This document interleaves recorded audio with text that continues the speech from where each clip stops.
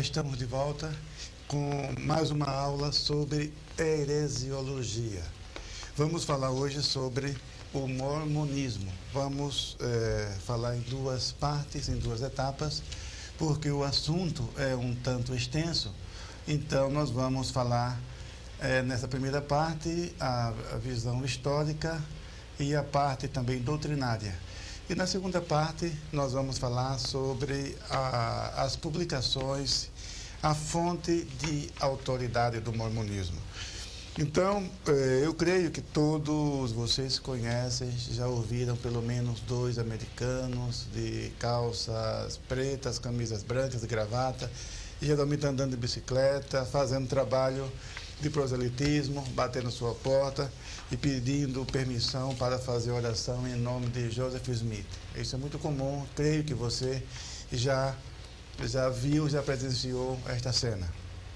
E também eu creio que você já viu um templo escrito Igreja de Jesus Cristo dos Santos dos Últimos Dias, muito conhecida também. Então é sobre este movimento que vamos falar nesta aula.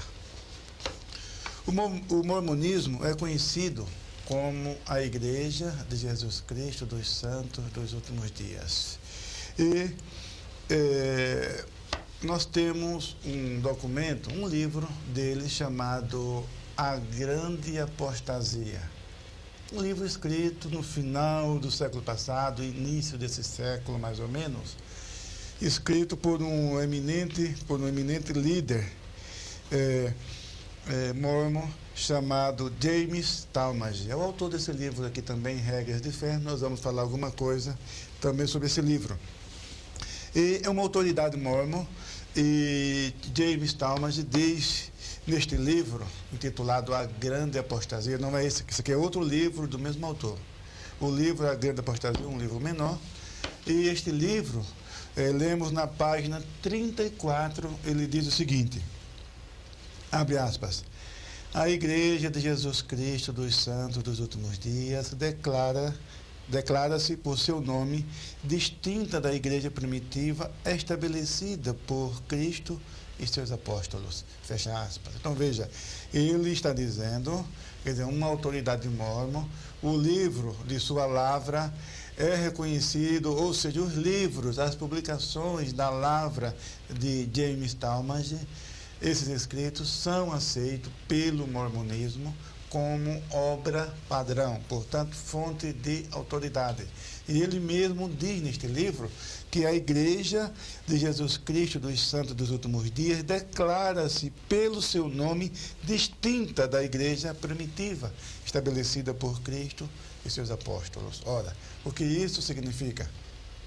Ele está dizendo com isso que a igreja do primeiro século, a igreja primitiva, a igreja fundada por Jesus Cristo e seus apóstolos, não é a mesma igreja de Jesus Cristo dos Santos dos Últimos Dias, ou seja, a igreja mormon. Em outras palavras, ele está dizendo que o seu movimento não é a mesma igreja de Jesus Cristo. Então, a própria obra do mormonismo está afirmando que se trata de um outro cristianismo, de uma outra igreja. E, aliás, no próprio livro de Mormon, está aqui, ele diz aqui, ó, o livro de Mormon, aí coloca aqui embaixo, um outro testamento de Jesus Cristo. Isso, outro testamento de Jesus Cristo. Agora, nós vamos à Bíblia e nós encontramos na segunda epístola do apóstolo Paulo aos Coríntios, no capítulo 11 e no versículo 4, lemos a seguinte declaração, 11, versículo 4. Porque, se alguém for pregar-vos outro Jesus que nós não temos pregado, ou se recebeis outro Espírito que não recebestes, ou outro Evangelho que não abraçastes, com razão o sofrereis. Então veja que Paulo aqui está condenando um outro Jesus e um outro Evangelho. E aqui ele está dizendo que é um outro testamento de Jesus Cristo, portanto um outro evangelho. E James Talmage diz no livro A Grande Apostasia que a igreja a qual ele pertence não é a mesma igreja de Jesus Cristo. Então veja a situação ainda em Gálatas, no capítulo 1, e os versículos 8 e 9, nós lemos o seguinte, Gálatas capítulo 1, versículos 8 e 9. Mas ainda que nós mesmos, ou um anjo do céu vos anuncie outro evangelho, além do que já vos tenho anunciado, seja anátema. Assim como já vos dissemos, agora de novo também vos digo, se alguém vos anunciar outro evangelho, além do que já recebestes, seja anátema. Então veja que o apóstolo Paulo, a Bíblia Sagrada, condena o outro evangelho, o evangelho estranho, o evangelho diferente daquele evangelho revelado no Novo Testamento. É condenado pela palavra de Deus. E nós estamos vendo que a própria literatura mórmon, que liderança mórmon reconhece e fala com todas as letras que o seu evangelho, o seu cristianismo, não é o mesmo cristianismo do primeiro século, fundado por Jesus Cristo, e que o seu evangelho é outro evangelho, outro testamento de Jesus Cristo. Aí está a igreja de Jesus Cristo, dos santos dos últimos dias. Agora, você pode perguntar, mas como isso aconteceu? E que movimento é esse? Onde surgiu? Quem é o seu fundador? Quem foi o seu fundador? Então nós vamos em que eles creem, quais as crenças do mormonismo, dessa igreja chamada Igreja de Jesus Cristo dos Santos dos Últimos Dias. Então vamos aos fatos. O fundador do mormonismo se chama Joseph Smith Jr. Júnior porque o seu pai também chamava-se Joseph Smith, sua mãe chamava-se Lucy, e seus pais realmente eram dados ao misticismo, era conhecido na região como caçador de tesouros escondidos, né? Assim que eles eram conhecidos. E Joseph Smith Jr. nasceu no estado de Vermont, nos Estados Unidos, em Sharon, em 1805, veja só, 23 de dezembro de 1805. Muito bem. Mas a versão oficial do mormonismo afirma que Joseph Smith recebeu a sua primeira visão numa época em que ele estava muito preocupado, porque ele declara num livro chamado Joseph Smith, no capítulo 2 e versículo 5, do livro chamado Pérolas de Grande Valor. Então veja, nós vamos ver na segunda parte mais detalhes sobre essas obras. O livro Doutrinas e Convênios, e depois tem outro livro chamado Pérola de Grande Valor. E neste livro, Pérola de Grande Valor, tem subdivisões, e uma subdivisão deste livro chama-se Joseph Smith, que é o nome do fundador do movimento. E no capítulo 2, versículo 5 deste livro, ele afirma que houve em 1820, na primavera de 1820, um movimento anormal na sua cidade, na sua região, que ele chama de agitação anormal. Ele diz assim, uma agitação anormal sobre questões religiosas. E essa agitação foi uma coisa tão generalizada que incluíam o que eles chamam de seitas, né, que são igrejas históricas, igrejas evangélicas, igrejas protestantes, e ele até cita por nome, ele chama aqui de seitas, mas está citando a igreja metodista, a igreja presbiteriana, a igreja batista. Então ele diz que houve uma agitação anormal entre esses grupos religiosos, metodistas, presbiterianos, batistas, e que isso deixou preocupado, muito preocupado. Por que essa discussão? E ele disse que foi orar e pedir a direção de Deus para que Deus lhe mostrasse qual a verdadeira religião que ele devia seguir. Então ele disse que recebeu uma visão. Veja só, uma visão em 1820. É bom frisar porque há uma contradição, depois existe uma outra suposta visão também, por isso que eu quero chamar a tua atenção para esta data, de 1820. Ele disse que teve uma visão e que apareceram o pai e o filho. O pai e o filho apareceram a Joseph Smith quando ele tinha 14 anos. Ele tinha 14 anos. E o que acontece? E ele perguntou qual a religião verdadeira, qual a religião que Joseph Smith deveria seguir. E ele afirma que a resposta que ele obteve foi que todas as igrejas se apostataram e que ele deveria começar tudo de novo.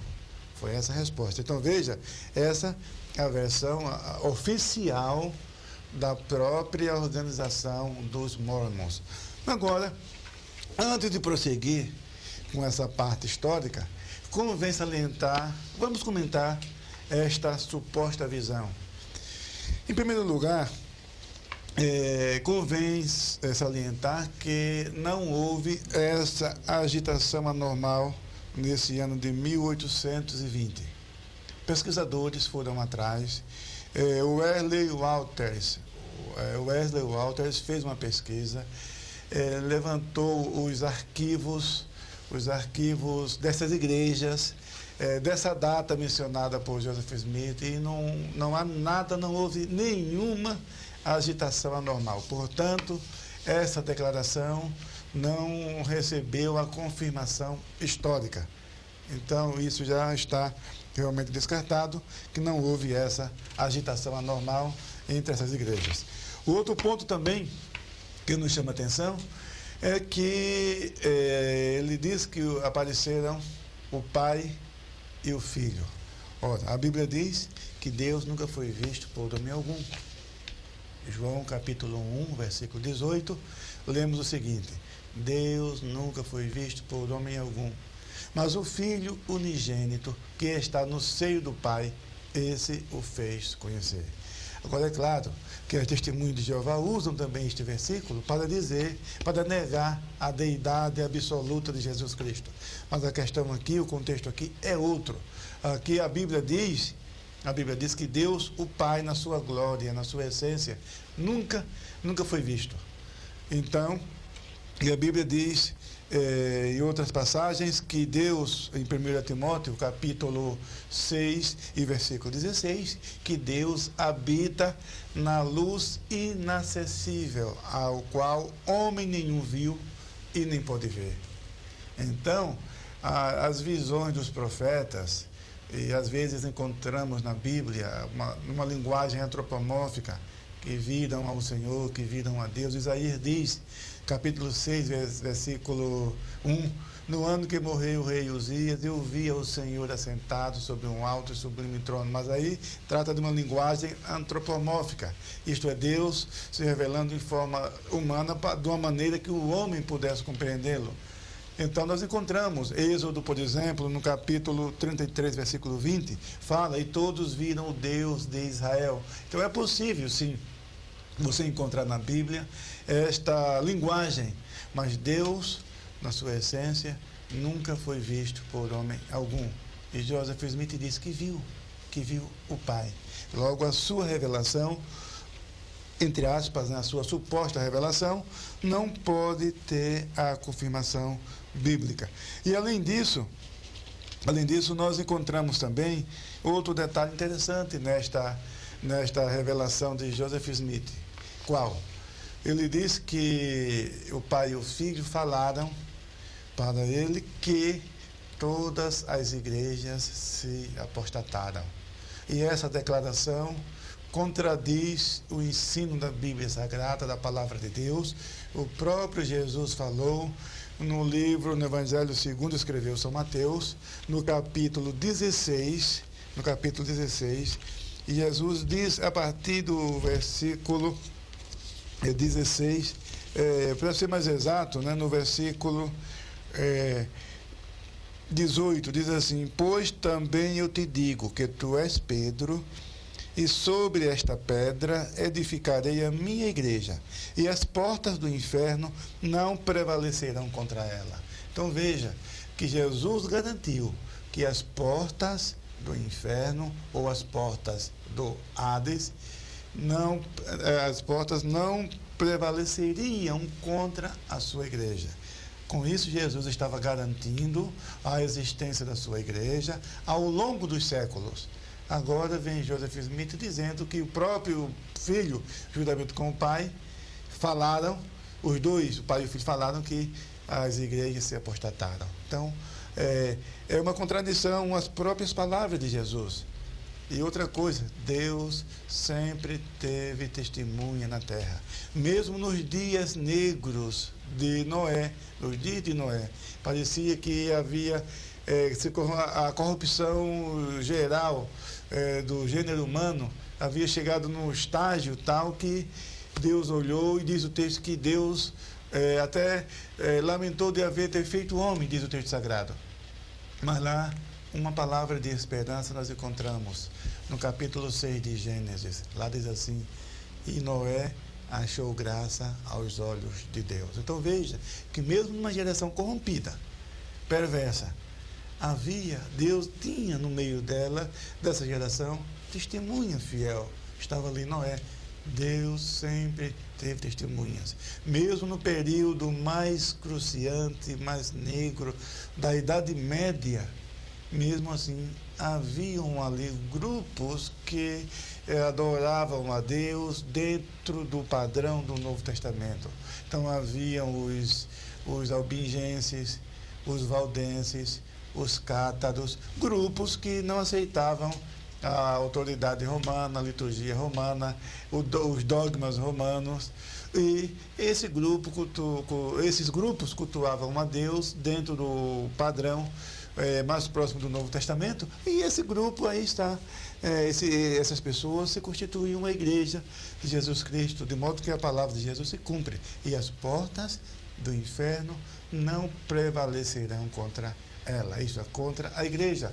E além disso, o apóstolo Paulo escreveu em Efésios, no capítulo 3 e o versículo 21, novamente encontramos aqui na epístola aos Efésios 3, versículo 21, diz assim: a esse glória na igreja por Jesus Cristo, em todas as gerações, para todos sempre. Amém. Então veja, a esse, isto é, a Deus, né?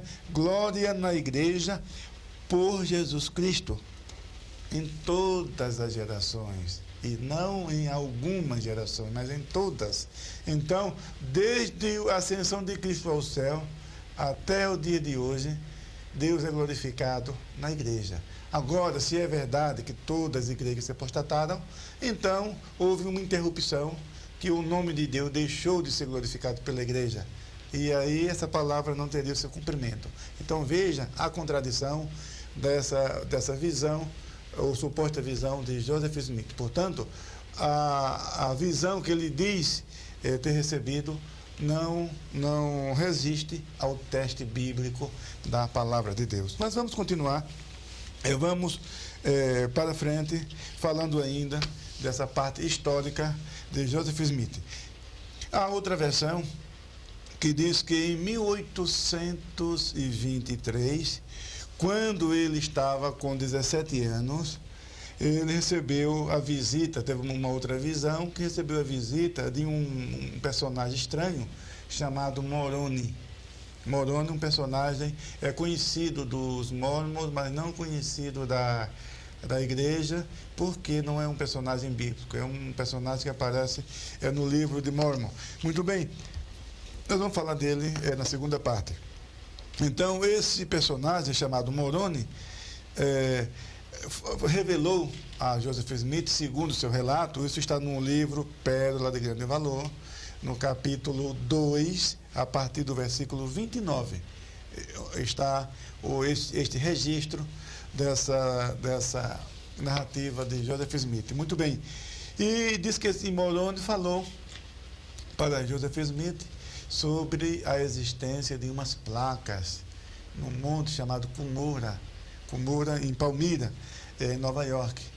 Então, e depois esse anjo, segundo ele, tornou a aparecer a Joseph Smith para dar mais detalhes sobre essas placas de ouro, que segundo eles, as placas deram origem ao livro de Mormon, que nós vamos comentar também na segunda parte, com mais detalhes sobre o livro de Mormon. E diz ainda que em 1829 ele alega que recebeu outra visão, juntamente com um cidadão chamado Oliver Cowdery. Oliver Cowdery, companheiro de Joseph Smith, diz que os dois receberam uma visão de João Batista. E João Batista ele vinha sobre uma nuvem, e impondo sobre ele as mãos, preste atenção, conferindo o sacerdócio de Arão. E depois dessa visão, Joseph Smith batizou Oliver Cowdery, depois Oliver Cowdery batizou Joseph Smith, depois Joseph Smith ordenou a ministro a Oliver Cowdery, depois Oliver Cowdery ordenou a Joseph Smith a ministro, e a partir de então um abençoava o outro e assim por diante. Então, o que acontece? Isso está também no mesmo livro, Pérola de Grande Valor. Veja só, eu estou dando aqui, apresentando a versão da própria Igreja Mórmon, tá? Para que alguém diga, não, isso aí ele está inventando, não é bem assim, não. O que nós falamos, nós temos documentos, nós podemos provar. Isso que eu estou falando está na própria literatura Mórmon, exceto, claro, as contestações, porque as contestações estão na Bíblia. Estou apresentando a Bíblia, contestando essas supostas visões. Muito bem. E diz também que um pouco depois dessa visão de João Batista, eles também afirmam que receberam, Joseph Smith afirma que recebeu a visita de Pedro, João e Tiago. E que esses apóstolos conferiram o sacerdócio de Melquisedeque. Então, isso significava que deu-lhes autoridades para que eles impusessem as mãos, transmitindo o dom do Espírito Santo. E os mórmons creem nisso até hoje. Agora, essa segunda etapa da história também apresenta os seus senões, ou seja, suas contradições, vamos assim dizer, que não resistem ao teste bíblico. Primeiro, vamos analisar à luz da própria história dos Mormons. Ora, se a visão de Joseph Smith foi em 1820 e agora afirma que foi em 1823, está havendo aí uma distorção.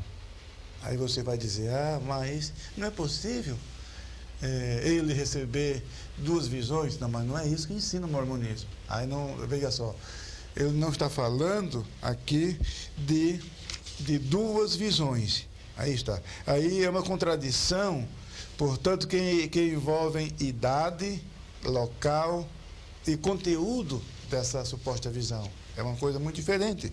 Veja só. A visão de 1823, o profeta estaria com 17 anos, correto?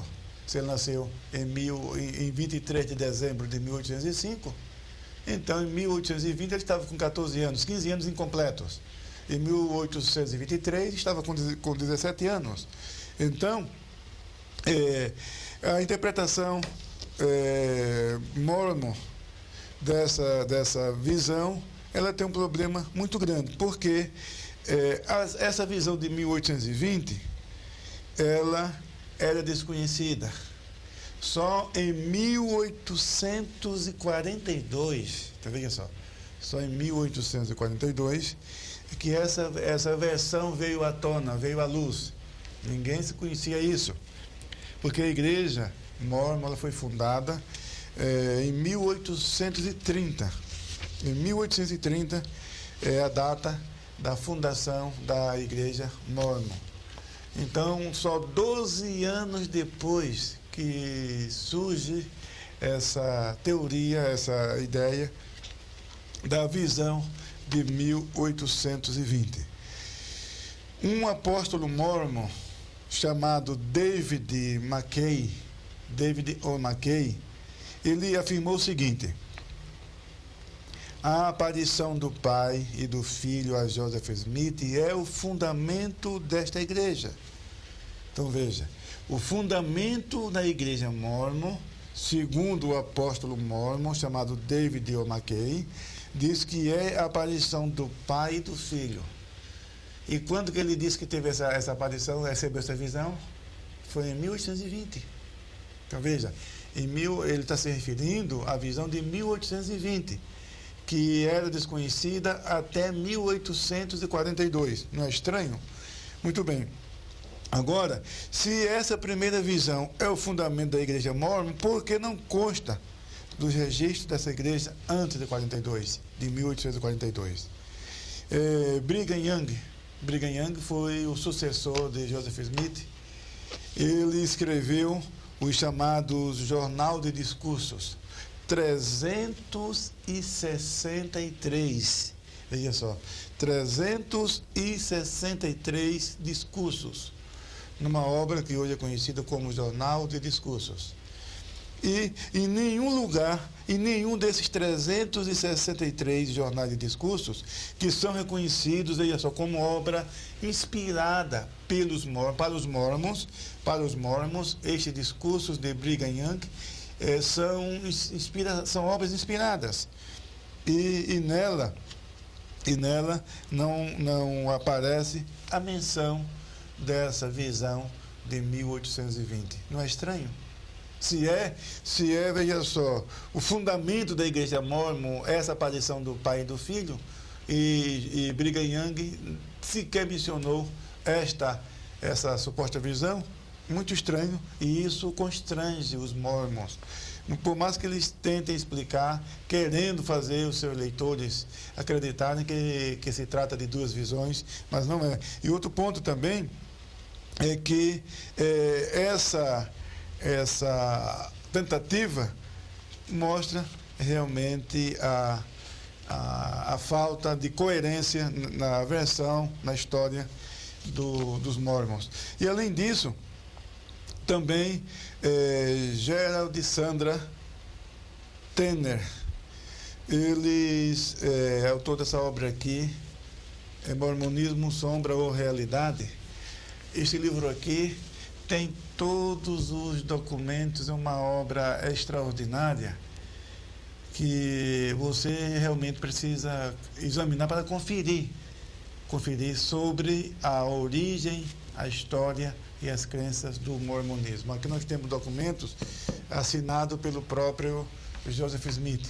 O interessante é que ele afirma que todas as igrejas se apostataram segundo a visão que ele recebeu do Pai e do Filho. Diz que foi em 1820. Outros falam que ele teve uma visão em 1823. Mas o que nos surpreende é que em 1828, portanto, bem depois destas supostas visões, ele procurou a igreja metodista para se membrar a essa igreja. Só não foi aceito, sabe por quê? Por causa do seu envolvimento com a cristalomancia e com a magia. Aí que está. Por causa do seu envolvimento com a magia e a cristalomancia, isto é, consultas aos cristais, ele não foi aceito pela igreja metodista. Agora, quando uma pessoa diz que todas as igrejas se apostataram, e anos depois ele procura uma dessas igrejas que, segundo ele, se apostatou. Não é uma contradição? É uma grande contradição. Então, ele cita, aqui é muito comum você encontrar no livro de Mormon, as citações do Oliver Cowdery, por exemplo. Oliver Cowdery, sabe o que ele disse dessa visão? Ele disse que Joseph Smith não sabia da existência de um ser supremo antes de 17 anos de idade. Ora, como que ele orou e apareceram o Pai e o Filho quando ele tinha 14 anos? E a própria obra Mormon aqui afirma que Joseph Smith não conhecia, não tinha conhecimento da existência de Deus antes dos seus 17 anos. É uma situação que realmente deixa os mormons constrangidos, eles não sabem explicar. Agora, outra coisa também que eles mencionam, que somente eles têm autoridade para impor as mãos e transmitir o dom do Espírito Santo, porque eles receberam como se diz, o sacerdócio de Arão e de Melquisedeque. Ora, essa revelação, essa versão mormonista, novamente contradiz a Bíblia. Por quê? Ora, o sacerdócio de Arão foi removido. Isso você pode ler com calma na Epístola aos Hebreus, no capítulo 7. Lá nós encontramos, o texto sagrado afirma que o sacerdócio de Arão foi removido. E também é verdade que a Bíblia fala, na mesma Epístola aos Hebreus, que o sacerdócio de Melquisedeque é exclusivamente de Cristo, pertence a Cristo. Então veja a situação dos mormons. Afirmam deter o sacerdócio de Arão. E o texto sagrado diz, Hebreus capítulo 7, não vou ler todo o texto, mas você que está com a sua Bíblia pode ler a partir do versículo 7, Hebreus 7, a partir do versículo 7, onde lemos o seguinte: ora, sem contradição alguma, o menor é abençoado pelo maior. E aqui certamente tomam dízimo homens que morrem, ali, porém, aqueles que se testifica que vivem. E para assim dizer, por meio de Abraão, até Levi, que recebe dízimos, pagou dízimos, porque ainda ele estava nos lombos de seu pai, quando Melquisedeque lhe saiu ao encontro. De sorte que, se a perfeição fosse pelo sacrifício levítico, porque o povo recebeu a lei, que necessidade havia logo de que outro sacerdote se levantasse, segundo a ordem de Melquisedeque, e não fosse chamado segundo a ordem de Arão. Então veja que no versículo 11, está dizendo que houve a mudança do sacerdócio, porque o sacerdócio levítico era imperfeito, e se ele fosse perfeito não haveria necessidade de ser substituído pelo sacerdócio de Arão. Então houve mudança. No versículo 12 diz, porque mudando-se o sacerdócio, necessariamente se faz também mudança da lei. Porque aquele a quem essas coisas se dizem pertence a outra tribo, da qual ninguém serviu ao altar. Então veja que o sacerdócio foi mudado. O sacerdócio de Arão foi removido, foi substituído pelo sacerdócio de Melquisedeque. Agora, vamos falar do sacerdócio de Melquisedeque. Nós encontramos nesse mesmo capítulo 7 de Hebreus, no versículo 24, diz assim: mas este, isto é Jesus, se refere a Jesus, mas este, porque permanece eternamente, tem um sacerdócio perpétuo. Você sabe o que significa perpétuo? A palavra grega aqui nesta passagem, traduzida por perpétuo, é a palavra aparábatos. Aparábatos só aparece uma vez em todo o Novo Testamento grego, e é nessa passagem. E tem o sentido de intransferível. Então o que acontece? Jesus detém o sacerdócio de Melquisedeque, e esse sacerdócio é intransferível. É de Jesus e não passa mais para ninguém. É o sacerdócio eterno. Agora, como fica a situação dos mormons? Que afirmam deter um sacerdócio que foi removido à luz da Bíblia, que é o de Arão, e que afirmam também deter o sacerdócio de Melquisedeque, que a Bíblia diz que pertence exclusivamente a Jesus Cristo e é intransferível. Então veja outra contradição nesta suposta visão dos fundadores do mormonismo, bem como também de suas crenças. Então, o resumo histórico que eu tinha para apresentar era isso. Mas, para concluir, tem ainda um ponto interessante. Eles usam, aqui nós temos, ele coloca aqui a testemunha. Então, aqui ele colocou o depoimento de 3 testemunhas. É interessante que eles costumam, comigo já aconteceu várias vezes, os mormons citarem essa passagem, acho que é 2 Coríntios, capítulo 13, se não me falha a memória, mas eu posso checar agora, é isso mesmo. Diz aqui, olha, 2 Coríntios 13, versículo 1, veja só, diz assim: é esta a terceira vez que vou ter convosco. Por boca de 2 ou 3 testemunhas será confirmada toda a palavra. Então, os mormons afirmam, olha, a Bíblia diz que a confissão de 2 ou 3 testemunhas, toda a palavra é confirmada.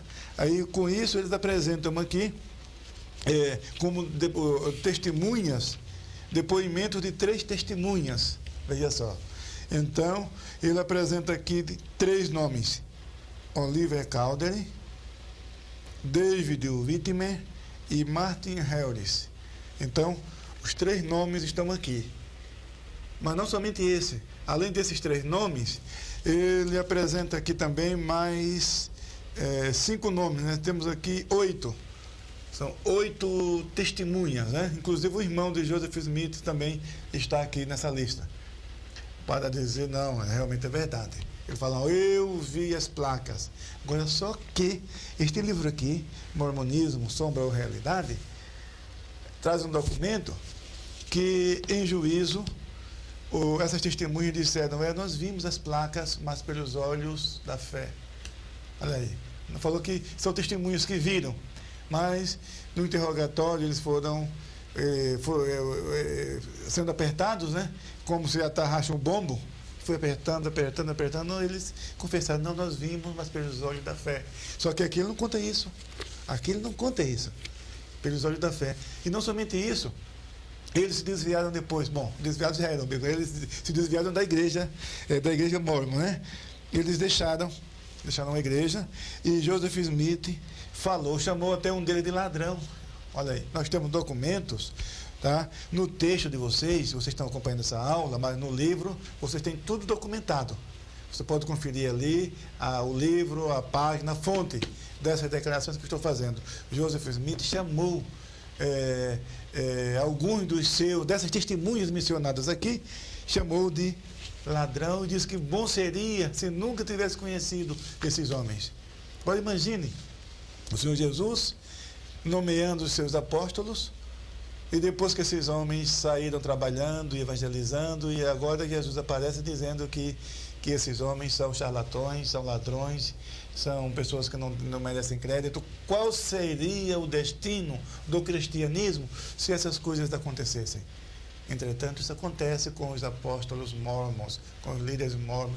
Quer dizer, o próprio fundador do mormonismo afirma depois que essas pessoas não são de nada. Então, são essas pessoas listadas aqui, arroladas aqui, como testemunhas do livro de Mormon.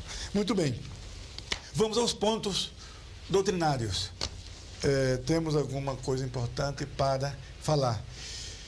Agora vamos falar da doutrina de Deus. É estranho como pode haver tantos conceitos de Deus no mormonismo. Interessante.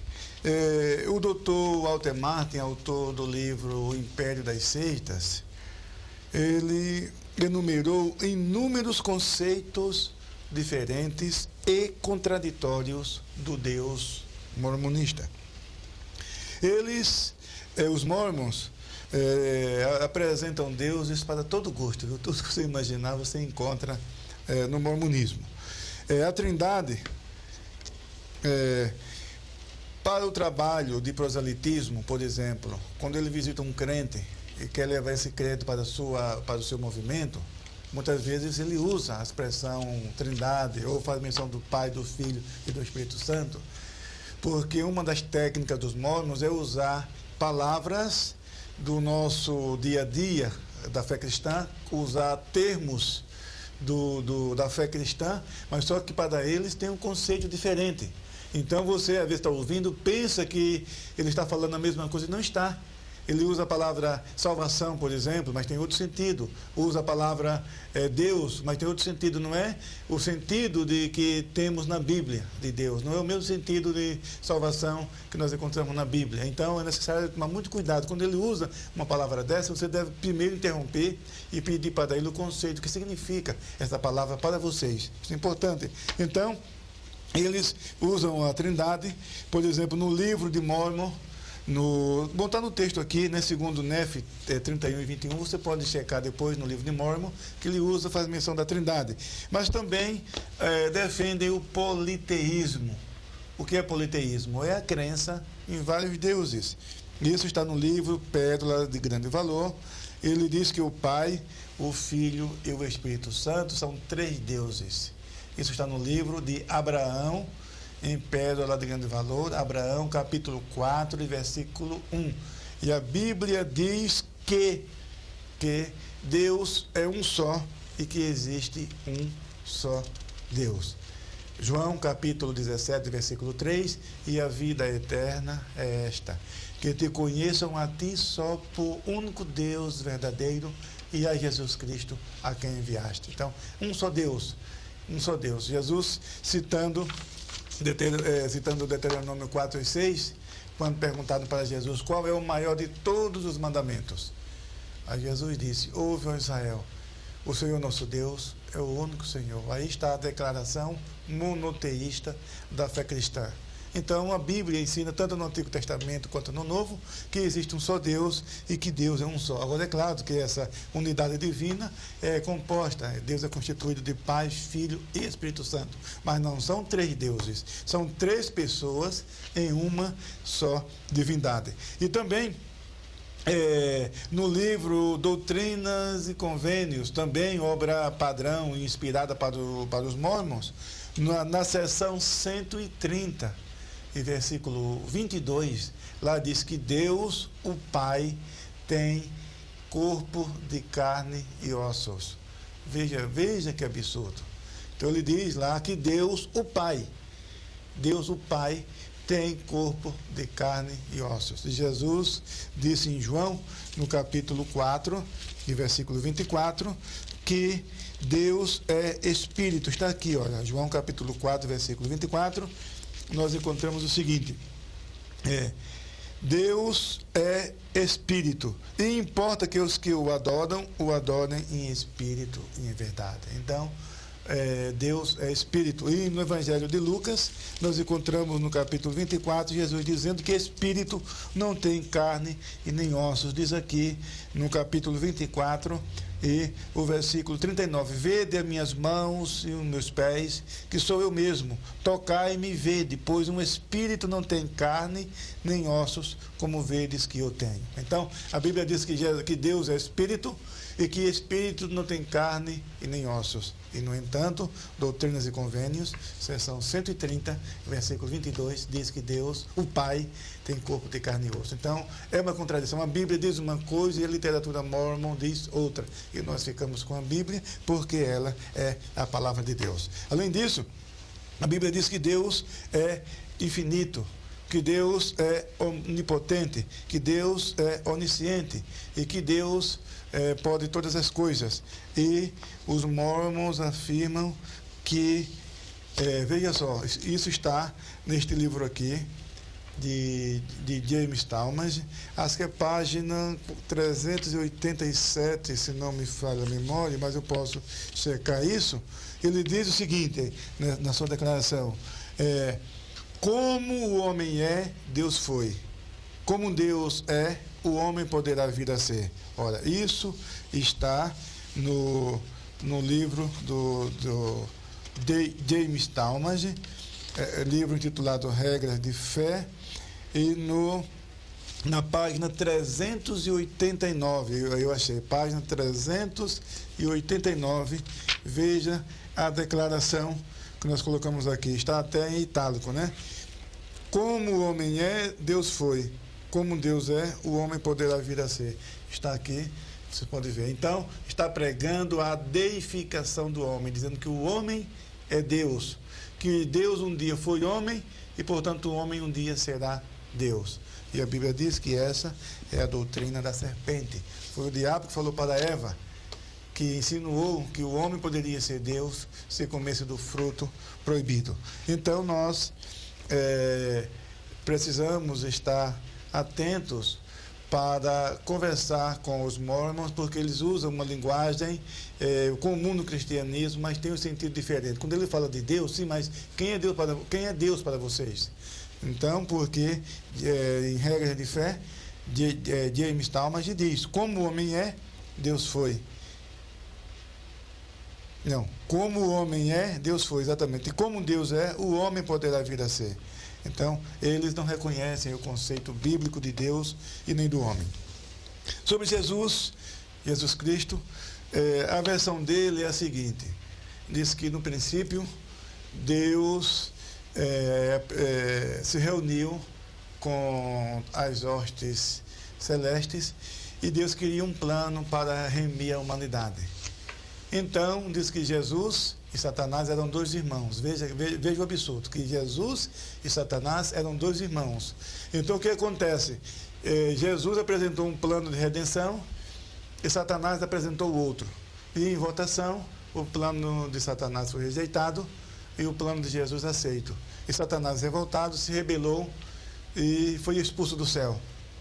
E os anjos que o acompanharam, esses anjos são hoje o povo de raça negra. Porque veja que eles são racistas e eles mudaram esse conceito com relação à raça negra porque eles inauguraram o templo, no Brasil, o templo mórmon, e era difícil impedir que um brasileiro entrasse no templo, e foi constatado que mais de 60% do povo brasileiro tem sangue negro nas veias. Então, como poderia ensinar uma religião dessa? Então, eles afirmaram que tiveram uma revelação e tiveram que mudar. Hoje, eles riscaram esse racismo da sua religião.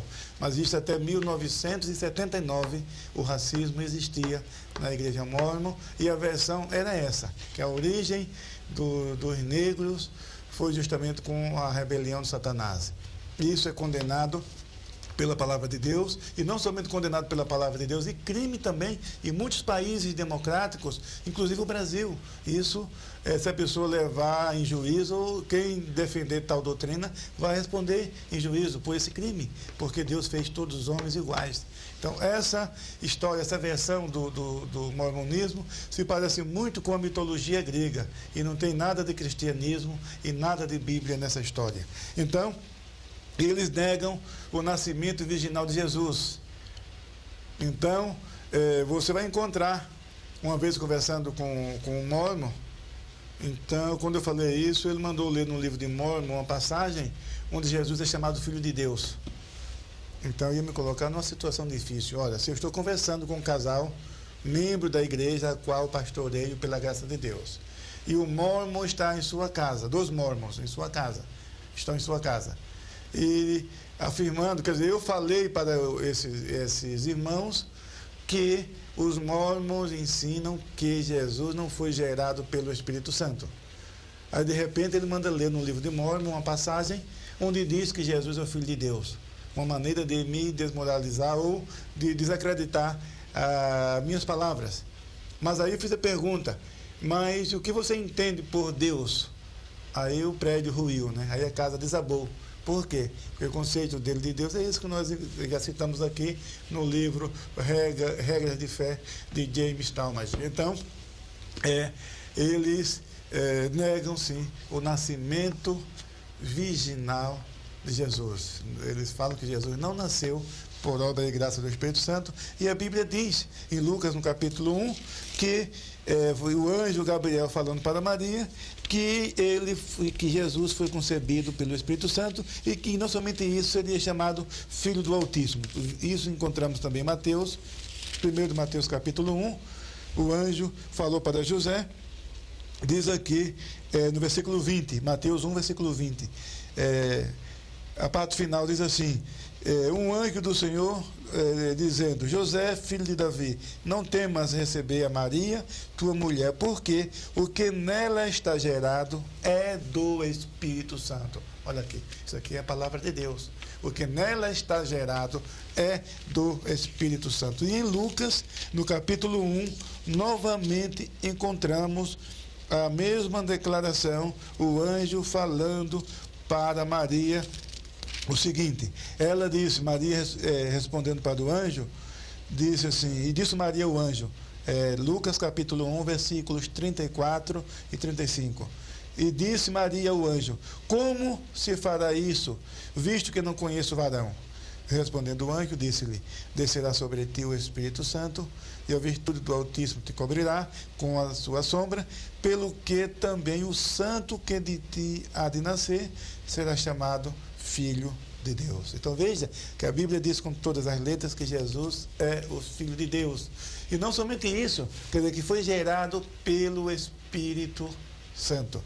Então, é a palavra de Deus contra o livro de Mórmon. Também com relação à salvação. A doutrina da salvação apresentada pelos mórmons também está completamente fora do padrão bíblico. No livro, nos artigos 3 e 4 das regras de fé, nós temos aqui, nós vamos comentar na parte 2, alguma coisa sobre as regras de fé. São 12 artigos de fé da religião mórmon, do movimento mormonista. E nos artigos 3 e 4, afirma que o homem, para ser salvo, necessita, veja só, fé em Jesus Cristo, batismo por imersão, observância às leis e pelas obras. E também que não há salvação sem Jesus Cristo e sem Joseph Smith. Só que isso aí já não é mais na regra de fé. Essa outra parte, onde ele afirma que não há salvação sem Jesus Cristo e sem Joseph Smith, está numa outra obra que está aqui no texto de vocês, pode conferir no final, que você vai encontrar a fonte disso que estou falando. Então veja que a Bíblia diz que a salvação é pela fé em Jesus. Efésios capítulo 2, versículo 8 e 9, pela graça sois salvos por meio da fé, e isso não vem das obras, para que ninguém se glorie, e assim por diante. E também encontramos em Romanos, no capítulo 3, versículo 28, o apóstolo Paulo diz: concluímos, pois, que o homem é justificado pela fé sem as obras da lei. A salvação é pela fé em Jesus Cristo. E nada mais se acrescenta. O que vier depois já são consequências da sua nova vida em Cristo Jesus. Você é salvo hoje, porque um dia você ouviu a palavra de Deus, e você ouvindo, você creu na mensagem do Evangelho. E essa fé produziu vida, você se tornou filho de Deus e um salvo pela fé em Jesus. Agora a sua vida de santidade, a transformação, a sua conduta agora na sociedade, na família, na igreja, já são, essas coisas são consequências da sua nova vida em Cristo. A salvação é pela fé em Jesus. Entretanto, os mórmons pregam aqui a fé através de observância às ordenanças da igreja, através do batismo e além da fé em Jesus Cristo e da fé em Joseph Smith. Então, é uma aberração em relação à palavra de Deus. A Bíblia ensina uma coisa e o mormonismo ensina outra. Nós temos ainda, nós vamos para a segunda parte, e nessa segunda parte nós queremos falar alguma coisa sobre a estrutura da organização das testemunhas do mormonismo. Não da Testemunha de Jeová, é outro assunto, a estrutura dos mórmons e também a sua literatura e fonte de autoridade. E por hoje é só, e que Deus te abençoe ricamente, em nome de Jesus. Amém.